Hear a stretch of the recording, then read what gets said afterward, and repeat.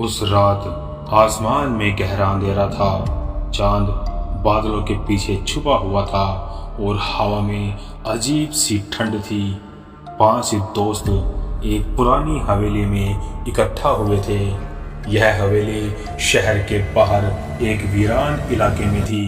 यहाँ कोई भी आता जाता नहीं था। वे यहाँ पर अपना एक खास खेल खेलने के लिए आए थे, टैरो कार्ड्स, जिनसे लोग भविष्य के बारे में जानते हैं, जिनसे अच्छे या बुरे परिणाम सामने आते हैं। हवेली के चारों ओर सन्नाटा था, बस पेड़ों की सरसराहट और हवाओं की आवाज़ें थी जो हर चीज़ को और भी डरावना बना रही थी। अंदर की दीवारें धूल से ढकी थी और फर्श चटकते हुए आवाज़ कर रहे थे। विक्रम ने कहा, चलो शुरुआत करते हैं। टैरो कार्ड्स का खेल दिलचस्प होगा। समीर ने डरते हुए कहा, मुझे नहीं लगता कि ये सही है। ये हवेली पहले ही अजीब लग रही है। निकिता हंसते हुए बोली, तुम हमेशा इतने डरपोक क्यों रहते हो? ये सिर्फ एक खेल है, हमें इसे मजे के लिए खेलना चाहिए। श्रेया ने अपनी मोमबत्ती जलाते हुए कहा, हाँ, और वैसे भी हम सब साथ हैं, कुछ भी गलत नहीं होगा। उन्होंने एक गोल मेज पर बैठकर कार्ड्स की डिब्बी खोली। हवा ठंडी हो चुकी थी और एक पल के लिए बिजली झपक गई। आर्यन ने कार्ड्स का डेक उठाया और उन पर हल्की सी हंसी के साथ नजर डाली। अब देखते हैं कौन किसकी किस्मत के बारे में जानने को तैयार है। सभी दोस्तों ने एक एक करके कार्ड्स खींचना शुरू किया। पहले तो सब कुछ सामान्य लग रहा था। पहले 2 कार्ड्स ने विक्रम और श्रेया के लिए साधारण भविष्यवाणी दी, लेकिन जब तीसरा कार्ड निकला तब कमरे में अचानक ठंडक बढ़ गई। उसने डेथ कार्ड खींचा। कमरा अचानक खामोश हो गया। ये कार्ड अच्छा नहीं है, हमें खेल यहीं पर रोक देना चाहिए। लेकिन निकिता ने इसे मजाक में लिया, अरे ये सिर्फ एक खेल है, डेथ कार्ड का मतलब मौत नहीं होता, ये बदलाव का संकेत है। विक्रम भी हंस पड़ा, तुम हमेशा ऐसी छोटी बातों से डर जाते हो समीर। लेकिन तभी हवेली के दरवाजे चटकने लगे, दीवारों से खरोंचने की आवाजें आने लगी। सबको ऐसा महसूस हुआ जैसे कोई उन्हें देख रहा हो। हवा अचानक से और भी ज्यादा ठंडी हो गई और चारों तरफ से अजीब सी फुसफुसाहट होने लगी। श्रेया ने धीमी आवाज में कहा, ये क्या हो रहा है? क्या ये हवेली वाकई में ही हॉन्टेड है? विक्रम ने मोमबत्ती के उजाले में चारों ओर देखा। शायद ये सिर्फ हवा है। हवेलियां अक्सर पुरानी होती है और ये आवाजें सामान्य हैं। लेकिन समीर अब और नहीं सह सका। मुझे लगता है कि हमें यहाँ से निकलना चाहिए, कुछ सही नहीं लग रहा। विक्रम ने मजाक में कहा, तुम्हें लगता है हम डरपोक बनकर यहाँ से भाग जाएंगे? पर तभी हवा में एक जोरदार झटका लगा। दरवाजा जोर से बंद हो गया। निकिता की मोमबत्ती बुझ गई। सबकी सांसें थम गई। हवेली के भीतर अचानक सन्नाटा छा गया। अचानक कुछ परछाइयां विक्रम के पीछे से गुजरी। श्रेया चौंक कर बोली, विक्रम पीछे देखो। विक्रम ने मुड़कर देखा, लेकिन वहां पर कुछ नहीं था। उसका चेहरा सफेद पड़ चुका था। तुम्हें वह क्या दिखा? श्रेया ने कांपते हुए कहा, मुझे नहीं पता, वह चीज यहाँ नहीं होनी चाहिए। अब सबको यह एहसास होने लगा कि बहुत कुछ ही गलत हो गया है। विक्रम ने कार्ड्स के टेप को वापस समेटने की कोशिश की, लेकिन वह बार बार उनके हाथों से फिसलने लगा, जैसे कोई अदृश्य शक्ति उन्हें रोक रही हो। आर्यन ने गहरी सांस लेते हुए कहा, हमने कुछ गलत कर दिया। इस हवेली में कुछ बुरी ताकतें हैं, लेकिन अब तक बहुत देर हो चुकी थी। हवेली का सन्नाटा टूट चुका था। अचानक सीढ़ियों से भारी कदमों की आवाज आने लगी, जैसे कोई ऊपर से नीचे की ओर आ रहा हो। दरवाजे के बाहर हल्की सी रोशनी चमकने लगी। वह रोशनी तेज होती गई और उनके सामने एक पुरानी सफेद पोशाक पहने एक औरत अचानक से उनके सामने आ गई। वह औरत ठंडी आवाज में बोली, तुमने इसे छेड़ दिया, अब इसका अंजाम भुगतो। सभी के दिलों की धड़कनें तेज हो गई। वो औरत धीरे धीरे आगे बढ़ रही थी। वो सफेद पोशाक वाली औरत हवेलियों की सीढ़ियों से उतरती हुई जा रही थी। उसके कदमों की आवाज हर किसी के दिल में खौफ पैदा कर रही थी। उसकी आंखें खाली थी, जैसे उनमें जीवन का कोई अंश ना हो। हवा में ठंडक और बढ़ गई थी और सभी दोस्त सन्न रह गए। विक्रम ने खुद को संभालते हुए कहा, हमें यहाँ से भागना चाहिए, कुछ बहुत बुरा होने वाला है। लेकिन दरवाजा बंद हो चुका था। वह औरत अब बिल्कुल सामने थी। उसके चेहरे पर अजीब सा खौफनाक भाव उभर आया और उसकी आंखें विक्रम पर टिकी हुई थी। उसने धीरे से कहा, तुमने मुझे जगाया है, अब कोई भी नहीं बचेगा। समीर का चेहरा पसीने से भीग चुका था। वह तेजी से दरवाजे की ओर दौड़ा, लेकिन जैसे ही उसने दरवाजा खोलने की कोशिश की, वह बंद हो गया। दरवाजा बंद नहीं था, बल्कि जैसे किसी अदृश्य शक्ति ने उसे पकड़ लिया हो। श्रेया ने घबराते हुए चिल्लाया, ये क्या हो रहा है? हमें यहाँ से निकलना होगा। विक्रम ने खुद को ठंड से कांपते हुए महसूस किया। यह औरत कौन है? हमसे क्या चाहती है? और वो औरत हंसी। उसकी हंसी इतनी ठंडी और खौफनाक थी कि सुनने वालों के रोंगटे खड़े हो गए। उसने अपनी ठंडी आवाज में कहा, यह हवेली मेरी है और तुम सबने इसे अपवित्र किया है। अब तुम सबको इसकी कीमत चुकानी होगी। आर्यन ने हिम्मत जुटाते हुए कहा, हमने कुछ भी गलत नहीं किया, यह सिर्फ एक खेल था। औरत ने एक ठंडी हंसी के साथ कहा, तुमने टैरो कार्ड्स से जो खेला है वह खेल नहीं था, यह मेरी आत्मा को बुलाने का तरीका था। अब तुम सब मेरे गुलाम हो। जैसे ही उसने यह कहा, हवेली की दीवारें कांपने लगी। टेबल पर पड़े टैरो कार्ड्स अचानक हवा में उठने लगे और घूमने लगे। विक्रम ने कार्ड्स को रोकने की कोशिश की, लेकिन वो उसके हाथों से दूर उड़ते रहे। हवा में अजीब सी आवाजें गूंजने लगी, जैसे कोई अनदेखी ताकतें वहां मौजूद हो। तभी अचानक निकिता की चीख सुनाई दी। सबने उसकी ओर देखा। निकिता का शरीर हवा में उठा हुआ था और उसका चेहरा सफेद पड़ चुका था। उसकी आंखें बंद हो चुकी थी और उसके मुंह से शब्द निकलने लगे जो किसी अज्ञात भाषा में थे। विक्रम और बाकी दोस्तों ने उसे नीचे लाने की कोशिश की, लेकिन वह बहुत ऊपर उठ चुकी थी, जैसे किसी अजीब शक्ति ने उसे अपने कब्जे में ले लिया हो। श्रेया ने कांपते हुए कहा, हमें कुछ करना होगा, वह उसे मार देगी। आर्यन ने घबराते हुए चारों ओर देखा।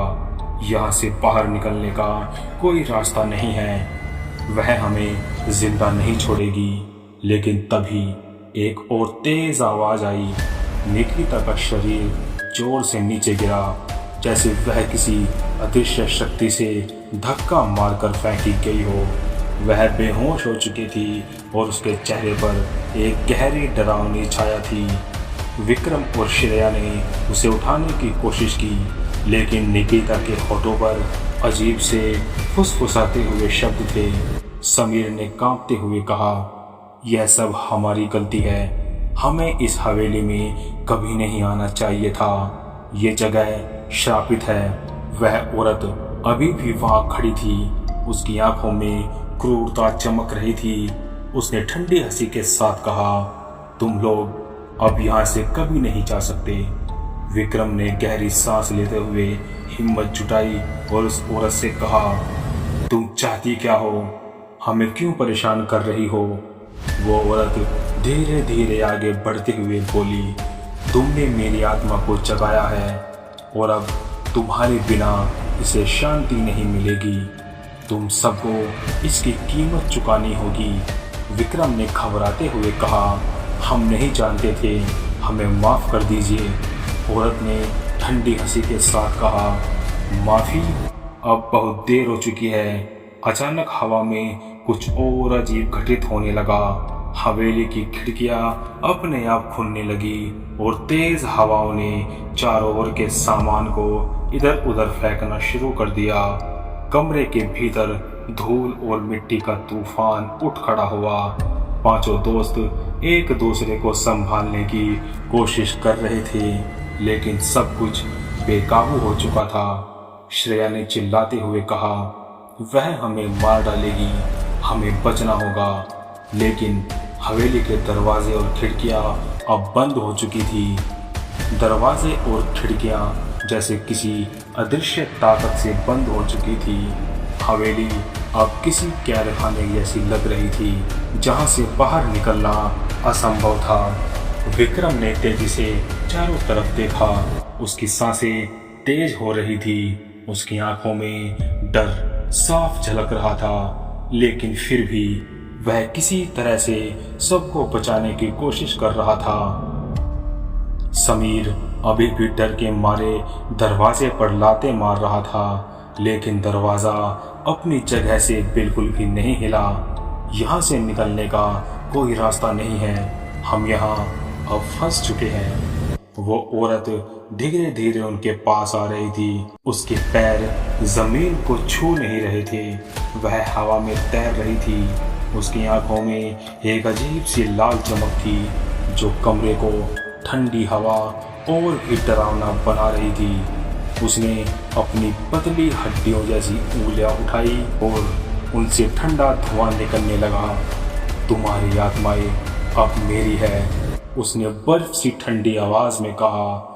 विक्रम ने तेजी से कहा, हमें कोई तरीका निकालना होगा। ये टैरो कार्ड्स हमें इस मुसीबत में लाए हैं, शायद इन्हीं में कोई समाधान छुपा हो। श्रेया ने कांपते हुए कहा, लेकिन टैरो कार्ड से हम कुछ भी कैसे कर सकते हैं? ये तो सिर्फ भविष्यवाणी के लिए होते हैं। विक्रम ने उसकी बात अनसुनी करते हुए मेज पर बिखरे टैरो कार्ड्स की तरफ देखा। वह तेजी से कार्ड्स उठाने लगा। उसकी उंगलियां कांप रही थी, लेकिन उसने किसी तरह सभी कार्ड्स को फिर से डेक में जमा किया। उसकी धड़कनें तेज हो गई थी, लेकिन उसे यकीन था कि अगर यही टैरो कार्ड्स इस आत्मा को जागृत कर सकते हैं, तो शायद इन्हीं से उसे वापस सोया भी जा सकता है। यह खेल तुम्हारे लिए मजाक था, पर इन कार्ड्स में ताकतें हैं। विक्रम ने सभी दोस्तों की ओर देखते हुए कहा, अगर हम से ही कार्ड्स खींचेंगे तो शायद इसे वापस भेज सकते हैं, लेकिन अगर गलत कार्ड खींचा तो समीर ने डरते हुए पूछा। समीर ने गहरी सांस लेते हुए कहा, और कोई रास्ता नहीं है, हमें यही करना होगा। वह फिर से गोल मेज के पास बैठ गए और बाकी दोस्तों को भी वहां बैठने के लिए इशारा किया। उसकी आंखों में डर और साफ दिखाई दे रहा था, लेकिन इस समय उनके पास कोई और रास्ता नहीं था। विक्रम ने डेक को शांति से फेंकना शुरू किया, लेकिन हवा में ठंड बढ़ती जा रही थी। औरत बिल्कुल पास आ चुकी थी, उसके होठों पर एक शैतानी मुस्कान थी। विक्रम ने पहला कार्ड खींचा। हाई प्रिस्टेस, श्रेया ने कांपते हुए कहा, यह कार्ड यह रहस्य और अनदेखी शक्तियों का प्रतीक है। विक्रम ने उसकी तरफ देखा। यह हमें संकेत दे रहा है कि यहाँ कुछ छिपा हुआ है और कुछ गहरा है, हमें ध्यान से चलना होगा। फिर आर्यन ने दूसरा कार्ड खींचा, द फूल। आर्यन ने घबराते हुए कहा, यह जोखिम लेने का संकेत है, लेकिन क्या यह सही दिशा में है? विक्रम ने उसे शांत करने की कोशिश की। यह सिर्फ शुरुआत है, हमें धैर्य रखना होगा। फिर बारी आई समीर की। उसने अपने कांपते हाथों से तीसरा कार्ड खींचा, द टावर। तभी कमरे के चारों ओर जोरदार झटका लगा। हवेली की दीवारों पर दरारें पड़ने लगी, चारों तरफ की खिड़कियां कांपने लगी, और जैसे ही समीर ने कार्ड देखा, उसकी आंखों में डर और बढ़ गया। टावर ये विनाश का प्रतीक है। इसका मतलब है कि अब कुछ बहुत बुरा होने वाला है। विक्रम ने तुरंत टैरो कार्ड्स को एक ओर फेंक दिया। यह कार्ड खींचना एक गलती थी। हमें इससे बचने का कोई और रास्ता खोजना होगा। तभी अचानक से हवेली की छत से लकड़ियां गिरने लगी। पुरानी ईंटें और पत्थर भी टूटकर गिरने लगे और उस औरत की ठंडी हंसी हवेली में गूंजने लगी। उसकी परछाई अब पूरी तरह से उनके चारों ओर छा चुकी थी। निकिता, जो अब तक बेहोश थी, अचानक से जाग उठी। उसकी आंखें अब पूरी तरह से सफ़ेद थी और उसके होठों से वही अजीब भाषा के शब्द निकल रहे थे जो उसने पहले बोले थे। वह एक जोरदार चीख के साथ उठी और उसकी चीख इतनी खौफनाक थी कि सभी के कानों में गूंज उठी। वह अब उसकी गिरफ्त में है। श्रेया ने डरते हुए कहा, वो अब निकिता को छोड़ने वाली नहीं है। विक्रम ने जल्दी से निकिता की ओर दौड़ लगाई, लेकिन जैसे ही वह उसके पास पहुंचा, निकिता के हाथों से एक अदृश्य शक्ति ने उसे दूर फेंक दिया। विक्रम जमीन पर गिर पड़ा। उसकी पीठ में तेज दर्द हुआ, लेकिन वह दर्द से ज्यादा डर से कांप रहा था। हमें उसे वापस बुलाने का तरीका ढूंढना होगा, विक्रम ने जमीन से उठते हुए कहा। श्रेया ने चारों तरफ नजर दौड़ाई। शायद यहाँ कुछ ऐसा है जिससे हम इस आत्मा को रोक सकते हैं। ये हवेली पुरानी है, हो सकता है कि यहाँ कोई प्राचीन संकेत हो या कुछ और। आर्यन ने झट से अपनी जेब से एक छोटा सा ताबीज निकाला जो उसने मंदिर से लाया था। शायद यह मदद कर सके, उसने कहा। यह ताबीज एक पुजारी ने दिया था। यह बुरी आत्माओं से बचाता है। विक्रम ने तेजी से ताबीज निकिता के पास फेंका। ताबीज जमीन पर गिरते ही हल्की सी चमकने लगी। ताबीज जमीन पर गिरते ही चमक रही थी। निकिता, जो अब तक आत्मा के कब्जे में थी, अचानक जोर से चीखने लगी। उसके शरीर से एक अजीब सी काली धुंध निकलने लगी और हवेली के भीतर सारी ठंडक और सन्नाटा एक साथ भंग हो गया। ताबीज की चमक जैसे जैसे तेज होती गई, वैसे वैसे आत्मा कमजोर पड़ने लगी। उस औरत के चेहरे पर अब भी डर दिखाई देने लगा। वो औरत अब पूरी तरह से अपनी शक्ति खो चुकी थी। उसकी आवाज अब इतनी ठंडी और खतरनाक नहीं रही, बल्कि कमजोर और कांपती हुई थी। उसने विक्रम और बाकी दोस्तों की तरफ देखा और उसकी आंखों में अब बदले की आग नहीं थी, बल्कि एक प्रकार का दर्द था। उसने धीरे से कहा, तुमने मुझे हराया है, लेकिन तुम नहीं जानते हो मैंने ये सब क्यों किया। इस हवेली में सिर्फ तुम ही नहीं, मैं भी कभी फंसी थी। मैं भी मदद के लिए चिल्लाई थी, लेकिन किसी ने मेरी पुकार नहीं सुनी। विक्रम ने हिम्मत जुटाते हुए उससे पूछा, तुम क्या कहना चाहती हो? तुम्हारी आत्मा इस हवेली में क्यों कैद है? वो औरत दुख भरी आवाज में बोली, सालों पहले इस हवेली के मालिक ने मुझसे छल किया था। उसने मुझसे शादी का वादा किया था, लेकिन मुझे धोखा दे दिया और मुझे इस हवेली में कैद करके मार डाला। मेरी आत्मा तब से यहाँ भटक रही है। समीर ने सहमते हुए कहा, तो तुम हमें क्यों मारना चाहती थी? मैं नहीं चाहती थी, लेकिन मुझे लगा कि तुम भी उसी मालिक के जैसे हो जिन्होंने मेरी आत्मा के साथ खिलवाड़ किया। तुमने टैरो कार्ड्स खेलकर मेरी आत्मा को फिर से जगाया और मैंने इसे एक मौका समझा कि मैं तुमसे बदला लूं, लेकिन अब मैं समझ चुकी हूं कि तुम निर्दोष हो।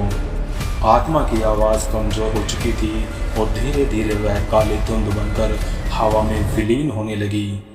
उसकी आखिरी बातों ने सबके दिलों में एक अजीब सी शांति और उदासी छोड़ दी। तावीज की चमक कम होते होते खत्म हो गई। हवेली की खिड़कियां और दरवाजे धीरे धीरे खुलने लगे। हवा अब शांत थी और पूरे माहौल में एक अजीब सा सुकून था। निकिता, जो अब तक बेहोश थी, धीरे धीरे होश में आ गई। आंखें फिर से सामान्य हो चुकी थी और उसने घबराते हुए पूछा, क्या हुआ? मैं कहाँ हूँ? विक्रम ने उसकी तरफ मुस्कुराते हुए कहा, सब ठीक है, अब हम सुरक्षित हैं। सभी दोस्तों ने राहत की सांस ली। उन्होंने ताश के पत्तों को मेज पर बिखरते हुए देखा और फिर एक दूसरे की ओर देखा। यह खेल अब उनके लिए सिर्फ एक खेल नहीं था, बल्कि एक ऐसी भयानक घटना थी जिसे वो कभी भी भूल नहीं सकते। समीर ने कांपती हुई आवाज में कहा, अब कभी टैरो कार्ड्स नहीं खेलेंगे, यह तो पक्का है। श्रेया ने सहमति से सिर हिलाया और कहा, और किसी पुरानी हवेली में कदम रखने से पहले 10 बार सोचेंगे। वे सभी अब दरवाजे की ओर बढ़े। बाहर का माहौल शांत था और आसमान में सुबह की हल्की रोशनी फैलने लगी थी। उन्होंने हवेली को आखिरी बार देखा और फिर धीरे धीरे अपने कदमों को तेजी से बाहर की ओर बढ़ा दिया। बाहर का माहौल शांत था और आसमान में सुबह की हल्की रोशनी फैलने लगी थी। उन्होंने हवेली को आखिरी बार देखा और फिर धीरे धीरे अपने कदमों को तेजी से बाहर की ओर बढ़ा दिया। जैसे ही वे हवेली से बाहर निकले, हवेली के दरवाजे एक आखिरी बार खुद ब खुद बंद हो गए, जैसे वह भी अब हमेशा के लिए शांति में चले गए। उस रात एक खेल के रूप में शुरू हुई बात ने उन्हें जीवन भर के लिए सबक सिखाया। टैरो कार्ड्स के खेल न सिर्फ उन्हें भयानक अनुभव कराया था, बल्कि उन्हें यह भी सिखाया था कि कुछ शक्तियों से खिलवाड़ करना और उनके परिणामों को ना ही जानना बेहतर है। आज की हमारी इस वीडियो में इतना ही। अगर आपको हमारी ये कहानी अच्छी लगी तो लाइक करें, शेयर करें और जाते जाते हमारे चैनल को सब्सक्राइब करें। मिलते हैं नेक्स्ट वीडियो में, तब तक के लिए बाय एंड बी हॉन्टिंग।